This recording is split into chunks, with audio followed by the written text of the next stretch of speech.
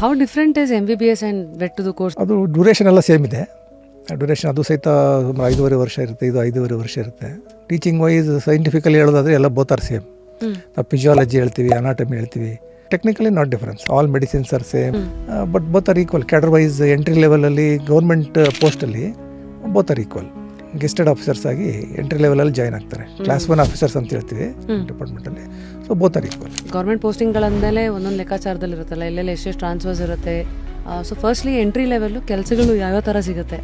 Gazetted officer ಆಗಿದ್ದಾಗ ಎಲ್ಲೆಲ್ಲಿ ಇರಬೇಕಾಗತ್ತೆ, ಅವ್ರ ಕೆಳಗೆ ಏನೇನು ಬರುತ್ತೆ? ನಮ್ಮಲ್ಲಿ ಸಾಮಾನ್ಯವಾಗಿ ರೂರಲ್ ಪೋಸ್ಟಿಂಗ್ ಜಾಸ್ತಿ ಇರುತ್ತೆ ವೆಟರ್ನರಿನಲ್ಲಿ. ಬಿಕಾಸ್ ನಾವೆಲ್ಲ ಅಸೋಸಿಯೇಟ್ ವಿತ್ ಅನಿಮಲ್ಸ್ ಅಂದಾಗ ಲೆವೆಲಲ್ಲಿ ಸುಮಾರು ವರ್ಷಗಳ ಸರ್ವಿಸ್ ಆದ ನಂತರ ಮೇ ಬಿ ಒಂದು 5-6 ಇಯರ್ಸ್ 10 ಇಯರ್ಸ್ ಈ ಥರ ಸರ್ವಿಸ್ ಆದಾಗ ಪ್ರಮೋಷನ್ ಆಗ್ತಾ ಬರ್ತಾರೆ.